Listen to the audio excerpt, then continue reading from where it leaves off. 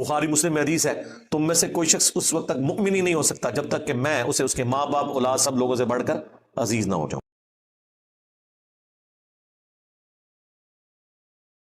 ہمارے سب کانٹیننٹ یعنی انڈیا، پاکستان اور بنگلہ دیش کی سوسائٹی میں 27 رجب کو معراج النبی صلی اللہ علیہ وآلہ وسلم کے مبارک دن کے طور پر منایا جاتا ہے۔ چنانچہ اسی کانٹیکس میں سب سے زیادہ ڈسکس ہونے والا عقیدہ معراج النبی صلی اللہ علیہ وآلہ وسلم کے دوران اللہ تعالیٰ اور اس کے محبوب صلی اللہ علیہ وآلہ وسلم کی ملاقات کے موقع پر اللہ عز و جل کے دیدار کا مسئلہ ہے۔ پلیز اس حوالے سے کتاب و سنت کی روشنی میں امت کی رہنمائی فرمائیے، شکریہ۔ جزاکم اللہ خیرا و احسن الجزا۔ میرے بھائیو، اس میں کوئی شک نہیں ہے کہ معراج مصطفیٰ صلی اللہ علیہ وآلہ وسلم ہمارے محبوب سید الاولین والآخرین، شفیع المذنبین، رحمت للعالمین، سیدنا و مولانا امام اعظم محمد رسول اللہ صلی اللہ علیہ وآلہ وسلم کے ان 3 معجزات میں سے ایک بڑا معجزہ ہے جن کا ذکر قرآن کے اندر آیا ہے۔ اس کی کوئی تاریخ ہمیں احادیث کی کتابوں میں نہیں ملتی، نہ کوئی مہینے کا پتہ ہے، یہ اندازہ ہی ہے، بہرحال ہمیں اس سے کوئی غرض نہیں ہے۔ اگر کوئی سمجھتا ہے کہ معراج کا مہینہ ہے اور 27ویں رات ہے اور اس اعتبار سے اس مہینے کے اندر اس واقعے کو یاد کیا جاتا ہے، تو اس میں کوئی ایسا مسئلہ نہیں ہے، بشرطے کہ اس میں قرآن و سنت سے جو چیزیں ثابت ہیں وہ بیان کی جائیں، قصے کہانیاں بیان نہ کی جائیں جو اکثر قصے اور کہانیاں بیان کی جاتی ہیں۔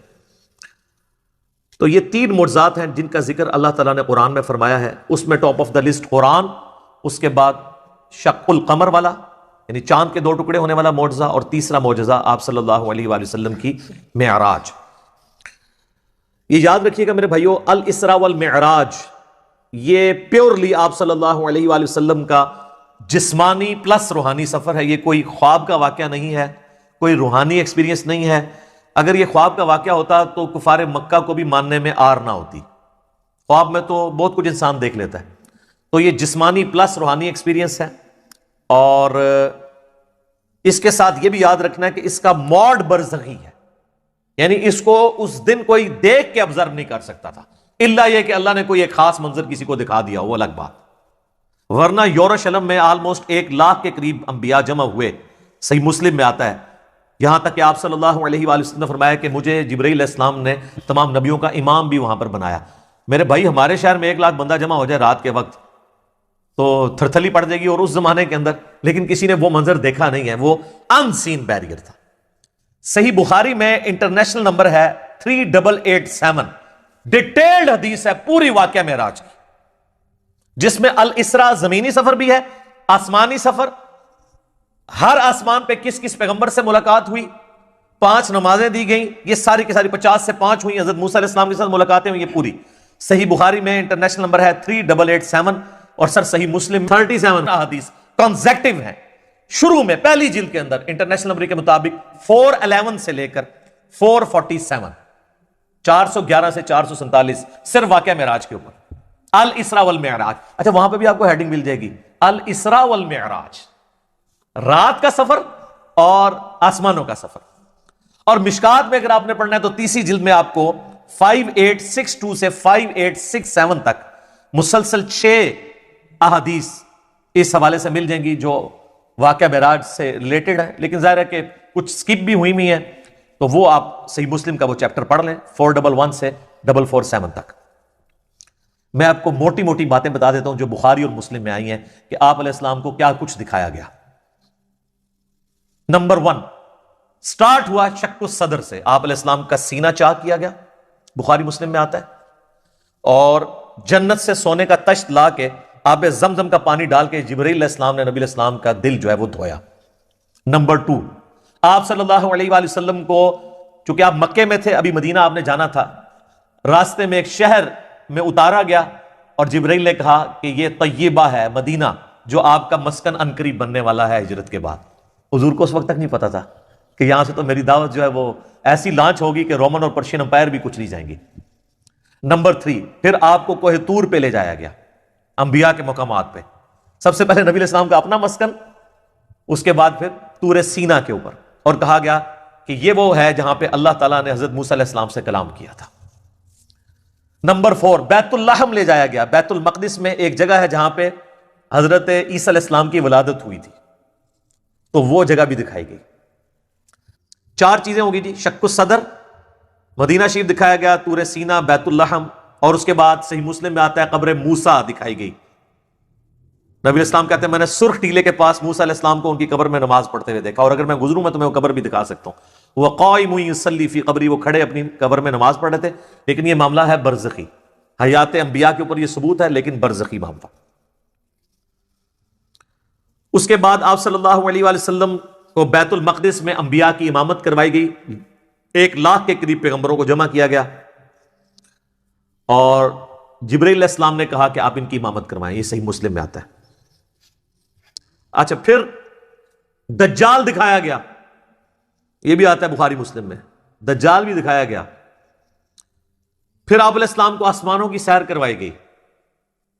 پہلے آسمان پہ آدم علیہ السلام سے ملاقات ہوئی، دوسرے پہ حضرت یحییٰ اور عیسیٰ سے، تیسرے پہ یوسف علیہ السلام سے، چوتھے پہ ادریس علیہ السلام سے، 5ویں پہ ہارون علیہ السلام سے، 6 پہ موسیٰ علیہ السلام سے، اور 7ویں پہ ہمارے جد امجد سیدنا ابراہیم خلیل اللہ علی نبینا وعلیہ الصلوۃ والسلام سے ملاقات ہوئی. اس کے بعد آپ علیہ السلام کو جنت اور دوزخ بھی دکھائی گئی، ٹائم میں ٹریول کروا کے جو مستقبل کا وقت تھا وہ پہلے دکھا دیا تھا. لوگ کہتے ہیں ابھی تو لوگ دوزخ اور جنت میں پہنچے نہیں، تو حضور نے کیا دیکھا؟ بھئی اللہ نے وقت. اور آپ یہ دیکھ لیں، یہ سب کچھ منظر کتنے زمانے میں طے ہوا ہوگا، لیکن ایک رات میں سب کچھ ہو گیا. صرف بیت المقدس اور خانہ کعبے کے درمیان جو فاصلہ ہے اس زمانے میں 40 دن کی مسافت تھی، وہی نہیں طے ہو سکتی تھی. اللہ اکبر. اسی لیے تو وہ آتا ہے نا المعجم الکبیر طبرانی کے اندر، اور دلائل النبوہ امام بیہقی کی کتاب کے اندر، اور کئی کتابوں کے اندر، کہ لوگوں نے آ کے حضرت ابوبکر کو کہا نا کہ تمہارا ساتھی تو یہ کہہ رہا ہے کافروں نے چھیڑنے کے لیے، اور انہوں نے کہا اگر وہ کہہ رہے ہیں تو میں تصدیق کرتا ہوں. تو اسی پر آپ کا لقب صدیق رکھا گیا کہ آپ علیہ السلام کی تصدیق کرنے والے. اس کے بعد بیت المعمور دکھایا گیا، بخاری مسلم میں آتا ہے. 7ویں آسمان کے اوپر اسی خانہ کعبہ کی سیدھ میں ایک گھر ہے جس کا طواف فرشتے کرتے ہیں، بیت المعمور، وہ دکھایا گیا. اور سب سے بڑھ کے آپ کو سدرۃ المنتہا تک لے جایا گیا. یہ آخری حد ہے. زمین سے جتنی مخلوقات ہیں یا فرشتے ہیں وہ بھی سدرۃ المنتہا سے آگے نہیں جا سکتے. اس کا نام ہی ہے انتہا، مخلوق کی انتہا ہے. باقی لوگوں نے آگے کہانیاں بنا لی ہیں کہ جی نبی علیہ السلام سدرۃ المنتہا سے بھی آگے چلے گئے. بالکل جھوٹ ہے. اور سدرۃ المنتہا ہی پہ اللہ تعالیٰ کی ملاقات ہوئی اپنے محبوب علیہ السلام کے ساتھ، اور سورۃ النجم میں اس کا ذکر ہے. وہاں پہ اللہ تعالیٰ نے وحی بھی کی آپ علیہ السلام کو. صحیح مسلم میں آتا ہے کہ 3 چیزیں آپ کو وہیں پہ عطا ہوئی. نمبر 1 5 نمازیں. وہ ڈیٹیل بخاری مسلم میں آتی ہے کہ 50 تھی، کم ہوتے ہوئے موسیٰ علیہ السلام کے پاس جب وہ آتے تھے نا 6 آسمان کے اوپر، تو کہتے تھے حضرت زیادہ ہیں، کم کروائیں.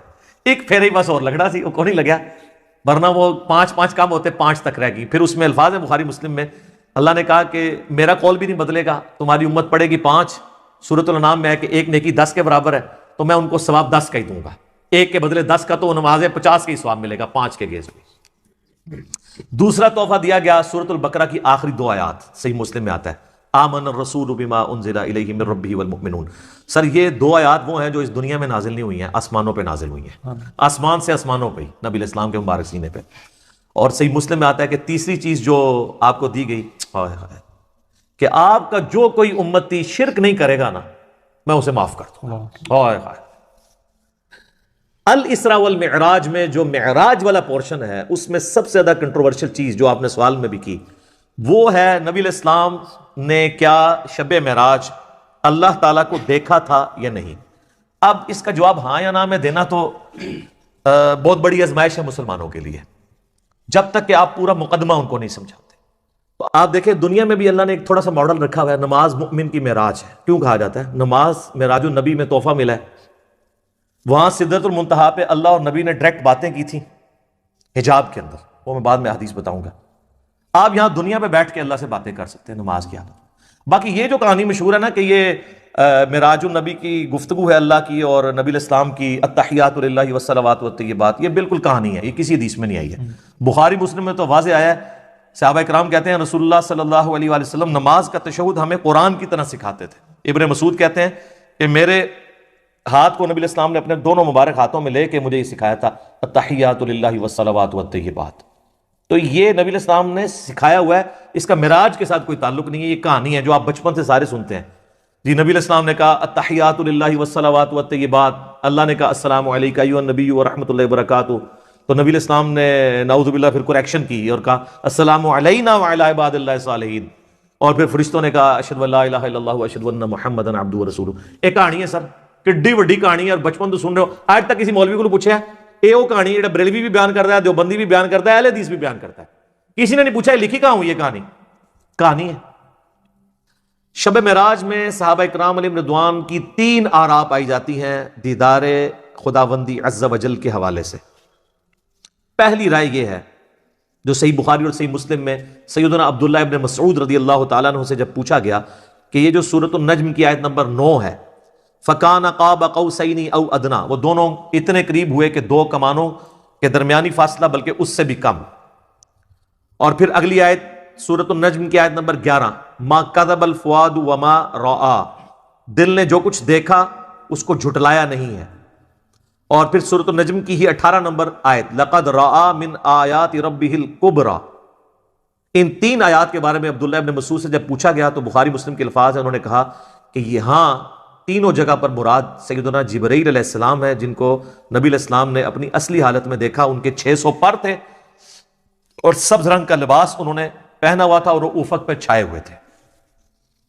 اچھا، دوسری رائے ہے جو صحیح بخاری میں انس ابن مالک کی ہے، انٹرنیشنل نمبر کے مطابق 7517، وہ فَكَانَ قَابَ قَوْسَيْنِ أَوْ أَدْنَىٰ سے مراد اللہ اور اس کے نبی علیہ السلام کا قرب کہتے ہیں، لیکن اس حدیث میں ایک راوی ہیں شریک بن عبداللہ القاضی، ثقہ راوی ہیں، لیکن امام مسلم صحیح مسلم میں انٹرنیشنل نمبر کے مطابق 414 نمبر حدیث میں لکھتے ہیں کہ شریک بن عبداللہ جو ہے نا یہ معراج کی حدیثیں بیان کرتے ہوئے الفاظ کو کم زیادہ کرتا ہے۔ ابن حجر اسقلانی بھی کہتے ہیں کہ یہ شریک بن عبداللہ القاضی جو ہے یہ جو روایت بیان کرتا ہے نا یہ اس معراج کا ذکر ہے جو خواب میں ہوئی تھی، خواب میں بھی علیحدہ سے معراج ہوئی ہے، ایک فزیکل معراج ہے جس کو ہم ڈسکس کر رہے ہیں، اور بعض کہتے ہیں کہ یہ اس کو وہم لگا ہے جو بخاری میں الفاظ ہیں انس بن مالک کے، یہ تمام طرح کی چیزیں یعنی ملتی ہیں۔ بہرحال یہ انس بن مالک کا اگر موقف ہے، لیکن اس میں بھی دیکھنے کا ذکر نہیں ہے، صرف قرب کا ذکر ہے سدرۃ المنتہا کے موقع پر، تو کوئی حرج نہیں ہے اگر کوئی قرب کی بات کرتا ہے، دیکھنے کا پھر بھی یہاں پہ ذکر کوئی نہیں ہے۔ اچھا، انس بن مالک رضی اللہ تعالیٰ عنہ کے اس عقیدے کو سپورٹیو ابن عباس کی رائے ہے صحیح مسلم میں 437 نمبر حدیث میں، انہی 3 آیات سورۃ النجم آیت نمبر 9، 11 اور 18 کے بارے میں جب ان سے پوچھا گیا تو انہوں نے کہا کہ رآہ بفؤادہ مرتین، نبی علیہ السلام نے دل کی آنکھوں سے اپنے رب کو 2 دفعہ دیکھا، یعنی ان آنکھوں سے نہیں دیکھا۔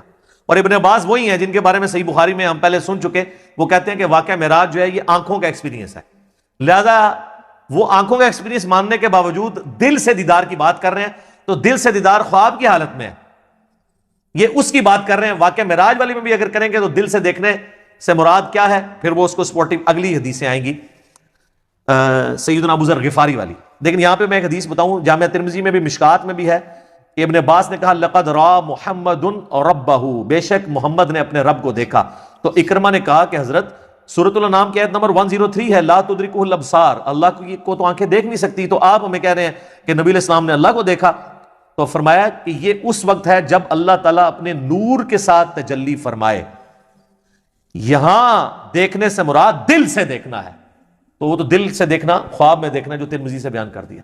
تو ابن عباس بھی یہ مانتے ہیں کہ اللہ تعالیٰ کی جو نورانی تجلی، جو اللہ تعالیٰ کی ذات ہے، اس کو نبی علیہ السلام نے نہیں دیکھا۔ بعض لوگ ان حدیثوں سے سہارا لیتے ہیں لیکن اس کی ایکسپلینیشن اسی میں موجود ہے۔ پھر صحیح مسلم میں ایک حدیث ہے 443، ابو ذر غفاری کہتے ہیں کہ میں نے رسول اللہ سے پوچھا کہ نبی علیہ السلام یہ بتائیے کہ کیا آپ نے معراج میں اپنے رب کو دیکھا تھا؟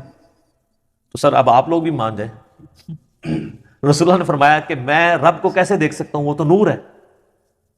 کلیئر ہو گیا؟ اچھا، اس سے اگلی حدیث ہے صحیح مسلم میں 444، ایک تابعی کہتے ہیں ابو ذر غفاری سے کاش میں رسول اللہ کے زمانے میں ہوتا نا تو حضور سے ایک سوال ضرور کرتا۔ تو ابو ذر غفاری نے کہا کون سا سوال؟ اس نے کہا میں نے حضور سے پوچھنا تھا کہ یا رسول اللہ آپ نے شب معراج اللہ کو دیکھا ہے کہ نہیں؟ اس سے کم از کم یہ تو کلیئر ہوا کہ صحابہ کے زمانے میں بھی یہ بحثیں چلتی تھی، لہٰذا یہ آج کل جو ان باتوں میں کتاب و سنت بیان کرتے ہیں تو اس کو یہ صوفی ٹائپ لوگ کہتے ہیں، یہ لوگ جو ہیں یہ وہابی ہیں، یہ گستاخ ہیں، یہ حضور کی کمزوریاں تلاش کرتے ہیں، ان کے لیے بہت بڑی پھکی ہے کہ یہ سارے پھر اس زمانے میں موجود تھے۔ تابعین کہہ رہے ہیں ابو ذر غفاری کو کہ ہم حضور کے زمانے میں ہوتے نا تو حضور سے پوچھتے کہ یا رسول اللہ آپ نے، اس کا مطلب تابعین کو صحابہ نے یہ عقیدہ نہیں بتایا، پوائنٹ ٹو بی نوٹڈ۔ تو ابو ذر غفاری نے کہا او بچے تو نے کیا پوچھنا ہے، میں خود پوچھ چکا ہوں حضور سے۔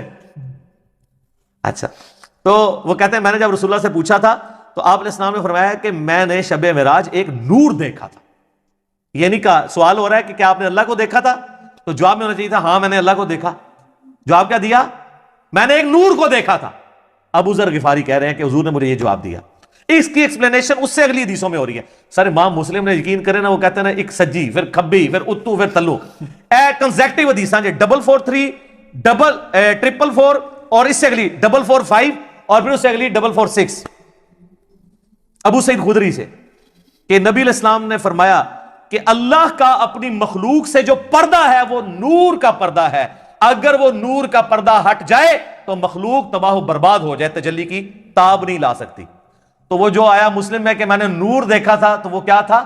اللہ اور محمد رسول اللہ کے درمیان وہ پردہ تھا، کیونکہ اگلی حدیثوں میں آتا ہے کہ نور وہ پردہ ہے، ورنہ تو کہتے ہیں میں نے اللہ کا نور دیکھا، کہا میں نے ایک نور دیکھا تھا۔ اور 443 میں کیا ہے کہ میں اسے کیسے دیکھ سکتا ہوں، وہ تو نور ہے، اس کا اپنا نور نہیں دیکھا، پردے والا نور دیکھا، وہ ہٹ جائے تو مخلوق تباہ و برباد ہو جائے۔ بالکل کلیئر کٹ ہے۔ تو ہم تو یہی کر سکتے تھے کہ کھول کھول کے چیزیں بیان کر دیتے، میرے خیال ہے اس کے بعد کوئی گنجائش نہیں رہی ہے۔ میں نے اس پہلے سوال کو تفصیلاً اس لیے بیان کیا تاکہ کسی کے ذہن میں اگر کوئی وسوسہ ہے تو وہ کلیئر ہو جائے، کیونکہ یہ رجب المرجب کا آخری عشرہ ہے، معراج کے اوپر باتیں ہو رہی ہیں، انشاءاللہ ہماری یہ ویڈیو اپلوڈ ہوگی۔ اور اب میں کیا کروں میرے بھائی، اتنے میں فی البدی حوالے اس میں دے دیتا ہوں کہ اس کے اوپر پھر ہمیں ریفرنسز لگاتے ہوئے ڈزنز آف ورکنگ آور چاہیے ہوتے ہیں۔ تو بہرحال میں نے اوورآل آپ کو ایک پورا جہاں پہ کریٹیکل نمبرز سے وہ بتا دیے ہیں، اور حوالے ہم اس میں نہ بھی لگائیں، آپ خود ان حوالوں تک پہنچ جائیں گے۔ اللہ تعالیٰ سے دعا ہے کہ ہمیں معراج مصطفیٰ صلی اللہ علیہ وآلہ وسلم کے بارے میں صحیح عقیدہ رکھنے کی توفیق عطا فرمائے، اور کتاب و سنت والا عقیدہ رکھنے کی توفیق عطا فرمائے۔ آمین ثم آمین۔ ٹھیک ہے۔